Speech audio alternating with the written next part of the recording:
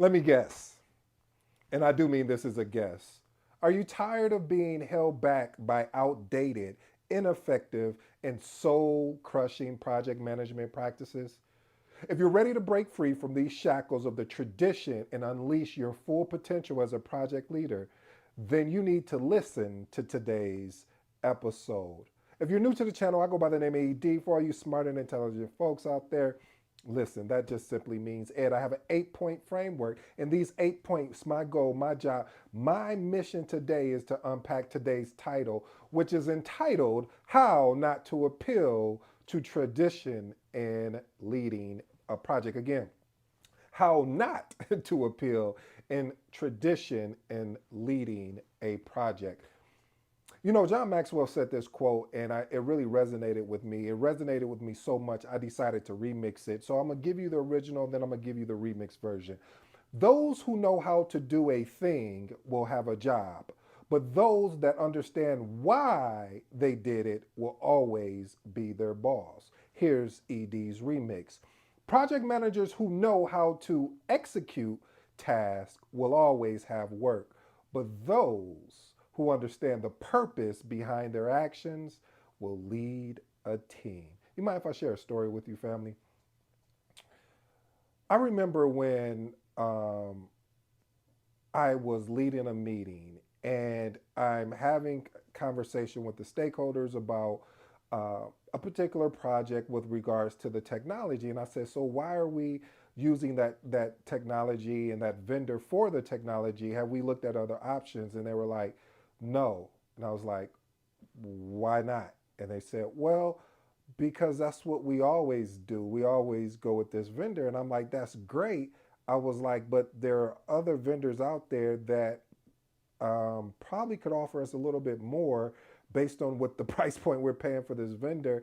And they're not even giving us, I'll say more like a concierge service where they're walking you through things. And the customer service was not as impressive. And so this is the reason why we were looking at the tool, and what caught me off guard. And then this is when I'm gonna be honest with y'all, family. You know, we family, right?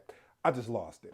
I mean, I was professional, but I lost it to a point where I was frustrated that it let me know how people can get caught up in the mundane or the processes of things and not really realize and ask the question, hey, does this still fit what we're doing today? Hey, is this going to really work for us long term? Or and they're just stuck in the here and now. That's why I shared those two quotes with you, family, because it's important that you're constantly, I don't want to use the word challenging, but really trying to get a deep rooted approach to what's actually going on. You know, according to Wikipedia, there's this terminology that's part of the title. Appeal to tradition is basically what it says is a claim in which a thesis is deemed correct on the basis of correlation with a past or present tradition. The appeal takes the form of this is how we've always done it. And so it's a logical fallacy. And what gets me about that definition or that concept is that I see this happens a lot within project management. And I said, you know, I haven't really tackled that subject here of how you can get caught up in wanting to do everything and anything in the PMBOK, but it's not this, it doesn't apply to what you're doing. You know, if you need to get a like if you're so used to always putting WBSs together, work breakdown structures, but this particular project is not applicable and you know it's not, and you try and force it anyway, but why? Again, let me pull this book because sometimes we forget that the it's just the global standard. This is the seventh edition. It's just a global standard. I got the sixth right here as well. But it's just basically a global standard. It is saying, hey, these are the practices, these are the processes, these are the tools that we recommend that you use. However, and that is a conjunction like but, and, or. It's basically saying, hey, even though that these are the tools, they may not be applicable to everything that you're doing. So you take the pieces that make sense and apply it to the actual project and lead the project. We know How successful a project can be is always based off the people that are involved in the project. It starts with the people. So let's unpack today's 8 point framework. So first point, focus on outcome, not just processes. I was just talking about that, family, where sometimes we get so caught up in the process. I shared with you the story about the vendor, and I also talked about how when you get caught up in processes, you lose sight. Ooh, I like this, is getting good to me now. You lose your vision on what can be because you're so caught up in your sight. What does that mean, ED? Vision is saying I am projecting where I know I think we can go, but I'm going to use the sight to say I know we can go there, but it's going to take the work, the required work. And so with focusing on outcomes, not just processes, is meaning prioritize achieving the desired project outcome rather than strictly adhering to just traditional processes and or methods. Let me hear my caveat before I get some people in the comments or somebody sending me a message like, what does that mean? Like, you train and teach project management, why are you saying not to follow processes? Again, guys, I'm not saying follow processes. I believe processes are great. I believe they're amazing. However, sometimes we as project managers, project coordinators, and program managers, we have a tendency to put everything in a box because we may have came from another organization and we may have been trained that way, or even through just studying for the PMP, or just in general your years of experience. But then you get to an organization that they don't have that type of structure. Then what? How do you still produce a successful project, but still making sure you have the proper documentation, the proper people in place to help you lead this project? So what I'm saying, listen, while processes are definitely important, we have to ensure that consistency, quality, should be followed, and not just blindly at the expense of delivering value and meeting a particular project goal. As you know, I like to make sure I give you some actionable steps. Here's an actionable step. Clearly define the project's desired outcomes, success criteria, and use them as your principles for all of your decisions. You see, I said decisions, not choices, and actions. Let's move on to point number 2. Challenge assumptions and sacred cows. I love this. One of the reasons why I love this is that when you encourage the team to question and challenge and the long held assumptions and beliefs and practice that may not be no longer valid, I've seen how this can bring the teams together. I've seen how it makes people now start looking at things like, now they're paying more attention because they're like, wait a minute, why are we doing this particular process? Not just, oh, well, this is how it's always been done. This is with the person that, transferred the job opportunity over to me, how they've done it. So, but that doesn't mean that that's the correct way. So just because something has always been done a certain way doesn't mean it's the best and or the only way. That is key, family. That is not the only way. So challenging assumptions can lead to breakthroughs and innovation. Here's an actionable step for you. Conduct regular assumptions, really basically breaking down, really doing like a breakdown type exercise with the team where everyone is encouraged to identify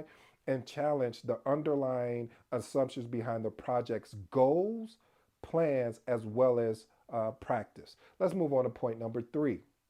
This is my favorite. Embrace transparency and open communication.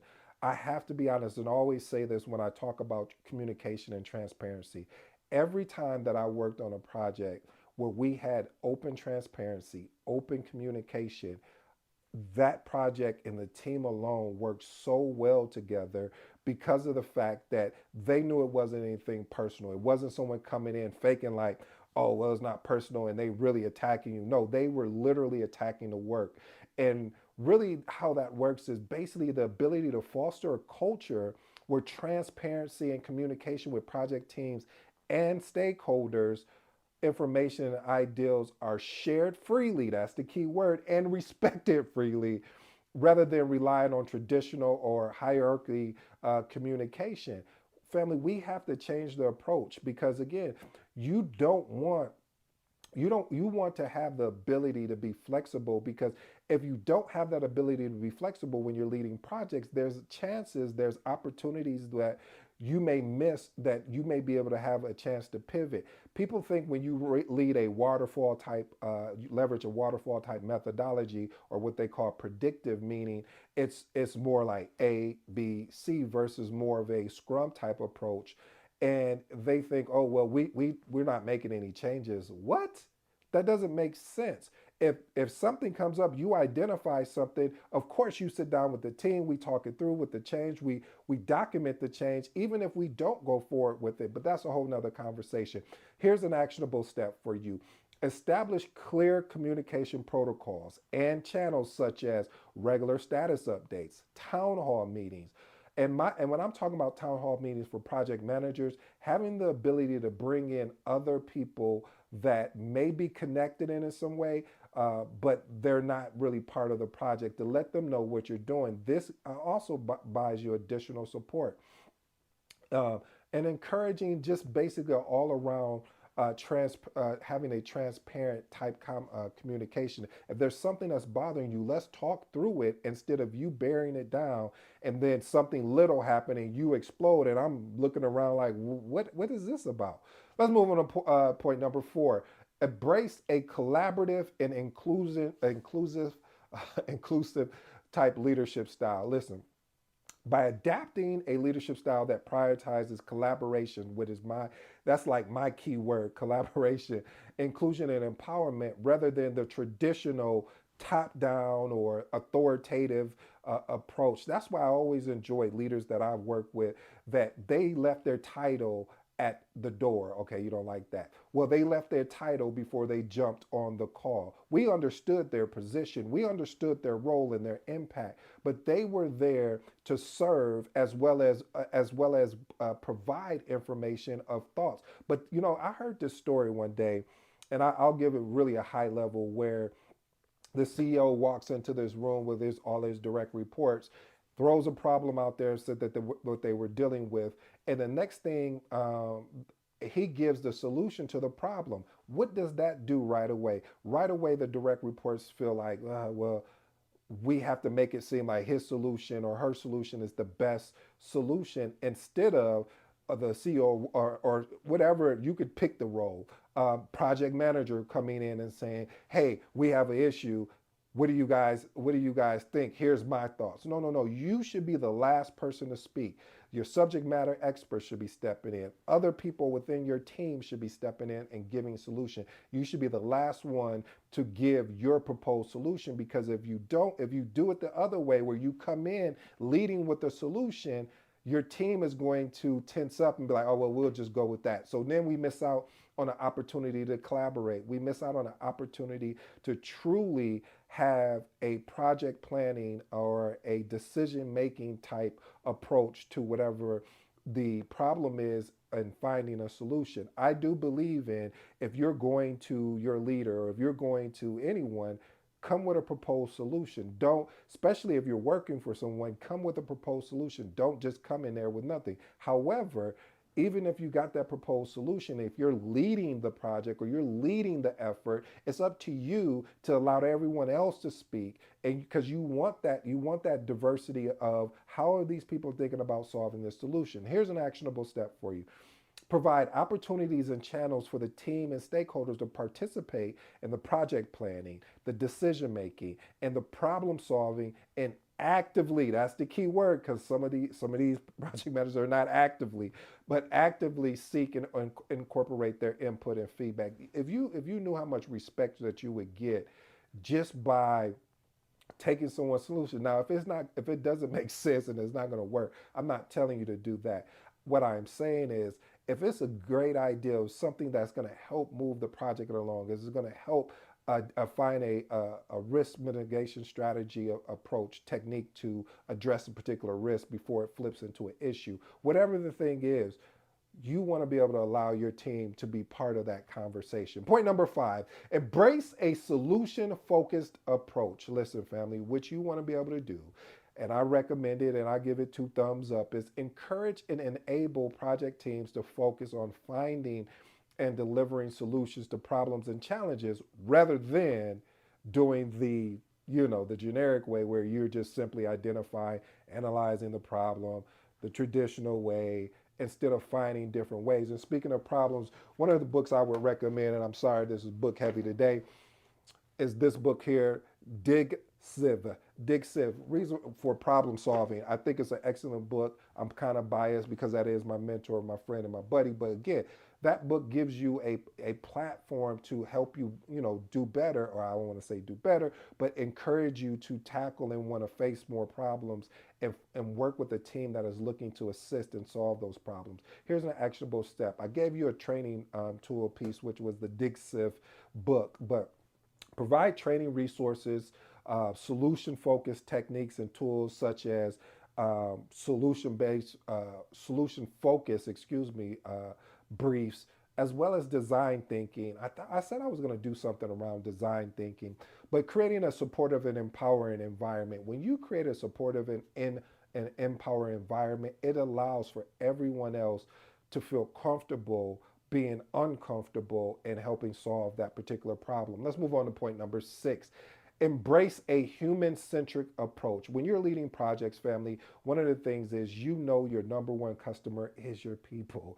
You won't be able to do this without your people. Now, there are some projects that you may not need people on, for all my intelligent folks out there, but seriously, you want to be able to put the needs, preferences, and experiences of the project users, customers, and beneficiaries all at the center of the decision, as well as the activities, rather than relying on a system centered approach. Here's an actionable step: conduct regular user research, testing, validation throughout the entire project lifecycle. One of my recommendations that you use is interviewing. Let me see, observation, usability testing. These are all key things to help you as you're navigating this project, as you're leading it. Let's move on to point number 7. Embrace a cross functional approach.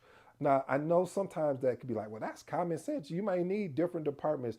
You would be shocked how many times I've seen uh, people they want to be project managers, and because they want to be project managers, they'll fire up a project in their department and they won't involve anyone, and they go do all this work and say, hey, this was going to be coming out, and the rest of the team cross-functional is like, wait a minute, I don't think that's going to work because this, and this. And then they're frustrated because they're like, well, why you didn't say anything to me? Well, you didn't let me know about the project. So I say all that and I digress by saying you want to be able to encourage and facilitate collaboration and integration across different functions, departments, and disciplines rather than again relying on that traditional I'm gonna take my ball and go home, or I'm gonna work in a silo area and then I'll come out come out for air to let you know what I worked on. So one of the actionable steps there that I recommend is establishing a cross-functional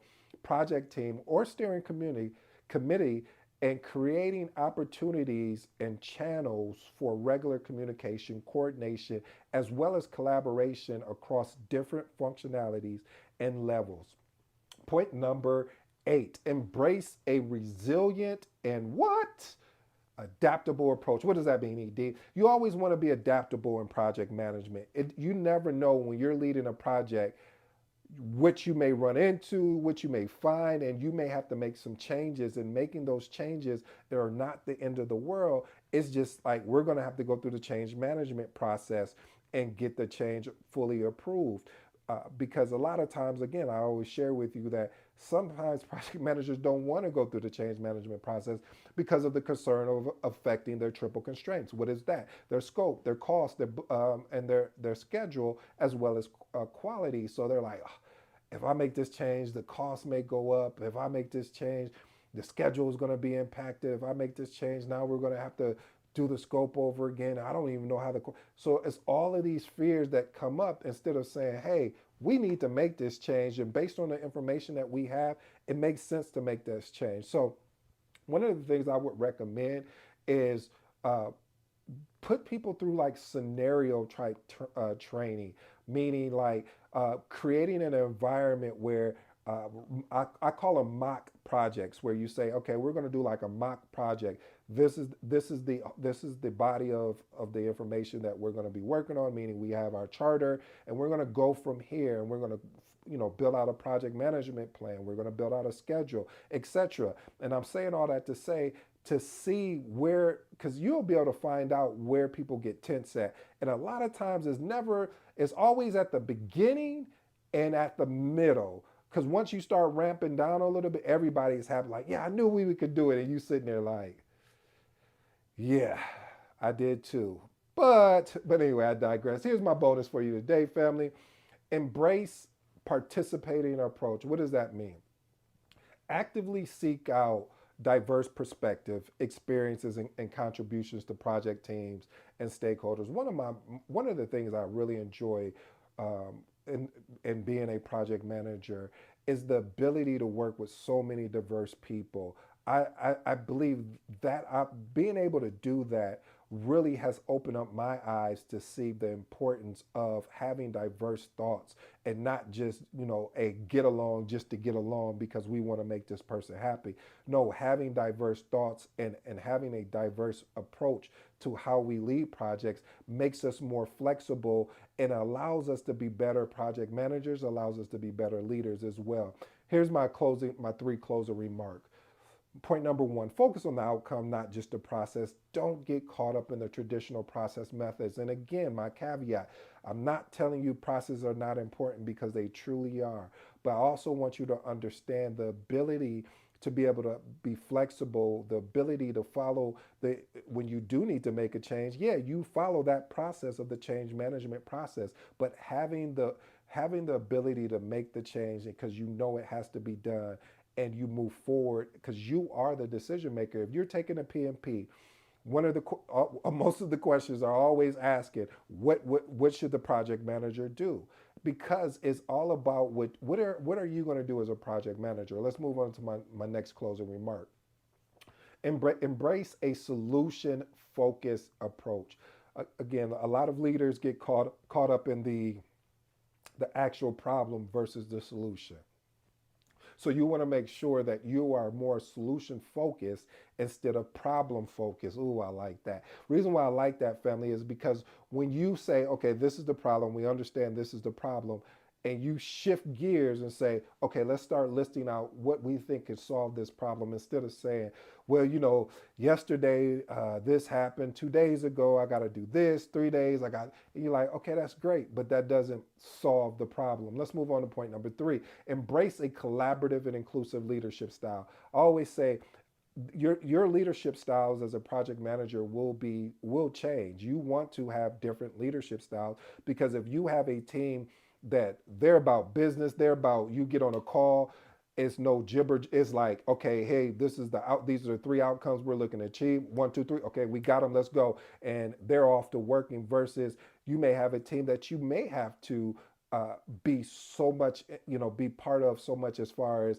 I don't want to use the word micromanagement because I dislike that. But I'm saying you may have to be more hands-on with your approach with regards to checking in regularly more than you normally would, because again of the team may be new, there may be, they're just learning information. So there's a lot of different variables. But the point I'm trying to make is having the ability to just not rely on just the top down authority, but to empower the team. Like, hey, this is what we're going to do. Okay, let's go to leadership and let them know this is what we're doing. Here, let's make sure we iron out all of the points. We look at everything that we possibly can think of, or the questions that they may ask. Boom, package that all up. Let's go present to them. This is what we plan on doing. And we're already answering the questions in our PowerPoint. We're already answering the questions when we're talking through things. So by the end of that presentation, you don't see any hands go up because it's like, oh, well, thing as I was thinking, you're already ahead.